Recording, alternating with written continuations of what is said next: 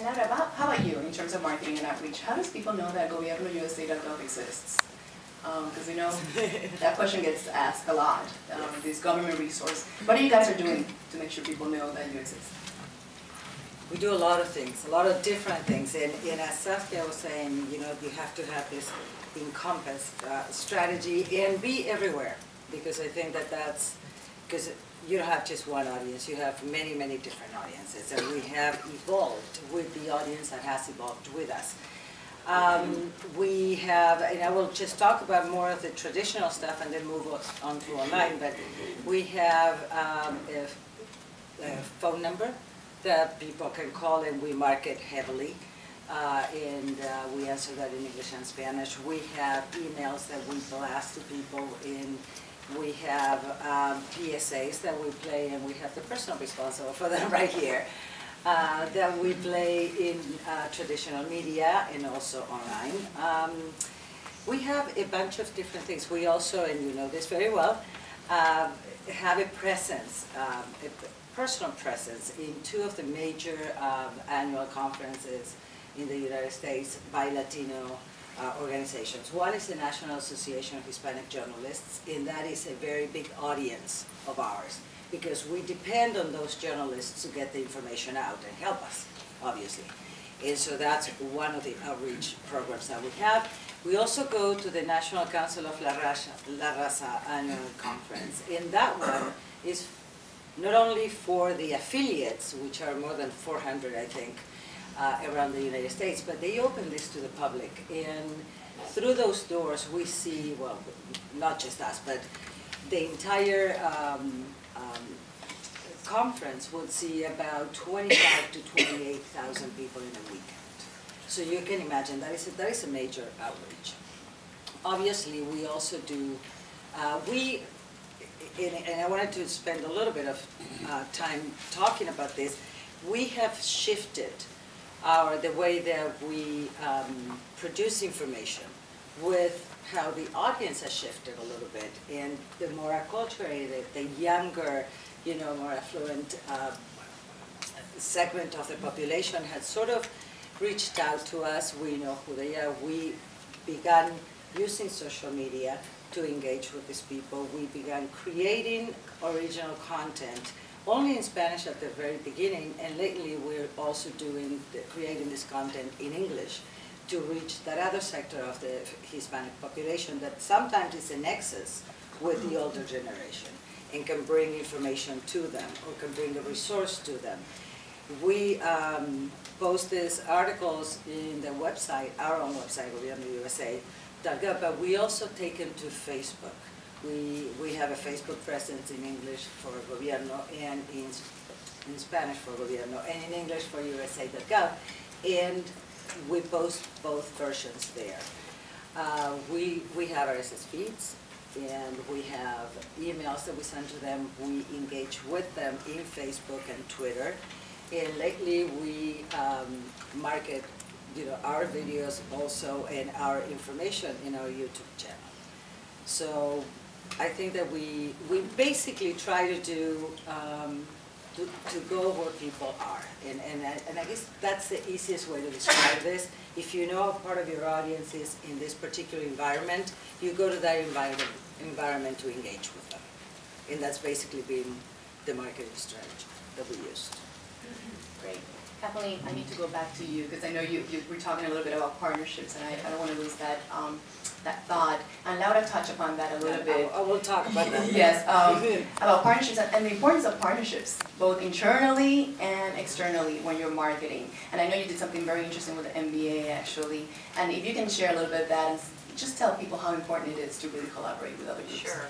So I'll start with the internal partnership. So there's not that many brands here in terms, there's more government, nonprofit, but in HP, I had to rely on partners, which I'm sure is the same in your areas too, but the people that worked with the retail partners, the people that were in charge of HP.com, the people that did the sales tools that were going into the retail ad folks, we have people in marketing for all different aspects, and I had to work with them because my team was very, very small. We were actually a team of 2. Uh, and a few $1 million, which is nothing compared to the general market team. So not only did half my job was engaging internal folks to do Hispanic marketing on their own. When they were going to do a new page for digital photography, well, what about digital photography for Latinos? And that was a big part of my job. So I wanted other people to actually do my job for me, and then I could focus on certain areas. And then external partnerships to get things done. So whether it was Best Buy actually ended up to be a good one locally, that we would go into their stores in a certain area, the high Hispanic area, and they wanted to reach the Hispanics relevantly too, and we could put on programs with them because we knew our customers were going there. We also knew our Hispanic customers weren't really buying online, so while we could spend the time to have a shopping cart in Spanish, we didn't think that was the best use of our money, because that is actually really expensive to do. So what we decided to do is really focus on the in-store experience. And then what we also realized is our brand consideration in the Hispanic market wasn't as great as in white non-Hispanic. So we needed to engage Hispanics in a different way. And that's when we came up with the HP Insider, which was the partnership with the NBA. We started it in Miami, moved it to Dallas, and did this fully integrated program where the gist was, well, there were 3 phases, and a lot of it was online, but it was also just being present in the market, and it was for the total market. So we didn't just do it for Hispanics, we did it for all of Miami 2 years ago, and Dallas this past year. And we went in, but it was built out of a Hispanic Insight, which I mentioned earlier, which was our Hispanic target market, if you will, that bicultural, bilingual, tech-savvy individual, youthful individual, wanted to be, imagine the velvet rope in a nightclub. They wanted that velvet rope to be open. They got into the insider experience, and they wanted to share it with others. It wasn't just to have the experience, that inside experience. It was to tell your friends and family about it. And so what we did was put this program together where one winner won a week, in this case the Miami Heat, and did things no other fan had ever done. Sat on in a practice. Pat Riley never ever let anyone outside the team in a practice. What were you going to say? Courtside seats. But the practice was huge because they saw them like that where nobody else saw them. Courtside seats for a couple of games, travel with the team, all of this stuff, and they had HP technology to share it with others. So they had the blog as part of their agreement. They could get this great experience. They got great technology with it. They were taking pictures and blogging every single day to share it with their friends and family, and of course everybody else that we could get it to.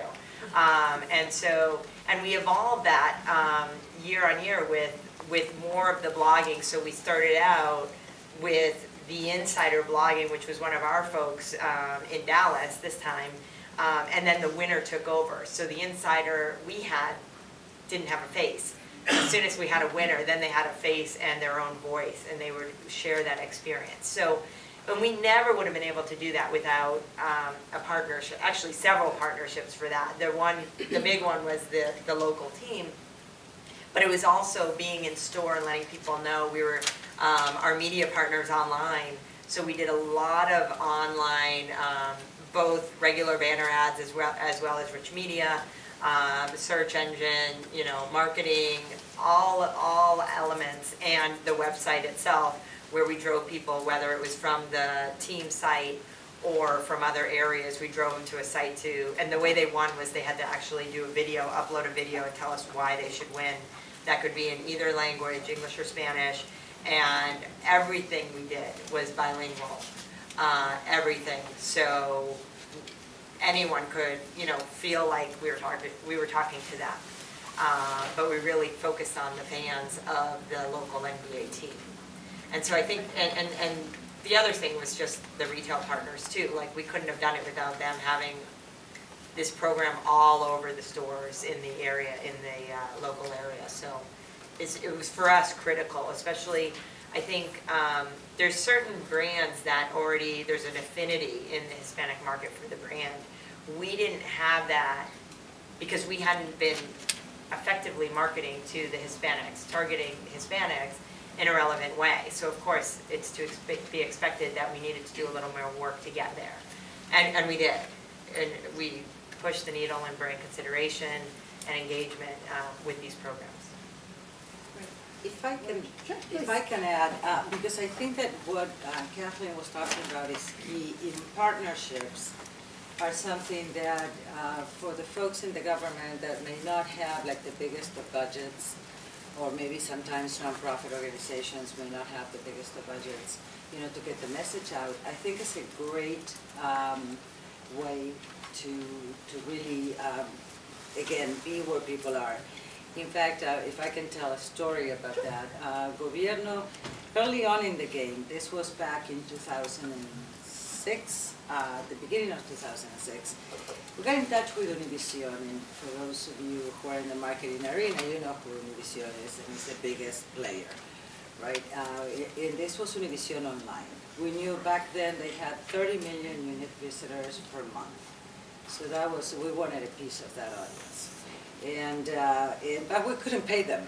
And so we said, well, how do we approach it? What do we have? And we have a great value proposition, and it's believing in your product. And I think that we believed in our product so much that we could honestly approach the biggest people in the Hispanic market and convince them that, in fact, we had something of a lot of value to them. So what we actually did was create a partnership with them by which they would build a co-branded page, it was the name, you know, at the time, and they didn't have to maintain the content, they didn't have to develop the content, they didn't have to pay for the content. Wow, that was good. They loved that. And what we would get is that they would just basically replicate our homepage and send, you know, all of those links that they did, send them directly to our site. So we got about 6 to 7% of our traffic came from Univision. So that was a win-win situation. We instituted and we actually came out with that, and it was actually launched in October of 2006. We did the same thing with Terra and then with Star Media and some other ones. And now we have taken that even a step further, and we can talk about it when we talk about social media. I don't want to get ahead of the game, but we can talk about how you go out there and you really put your products in front of people and create partnerships. As long as you have something that both of you can benefit from, I think it's a very easy thing to create partnerships. Univision obviously was very happy to have official, and this is a very important thing for the Hispanic community, official and free content that they didn't have to develop or maintain, and we had their audience. So everybody won, and then of course the public won because they could see that information that was so relevant to whatever they needed to do. So I just wanted to tell that story. I thought it was a good story.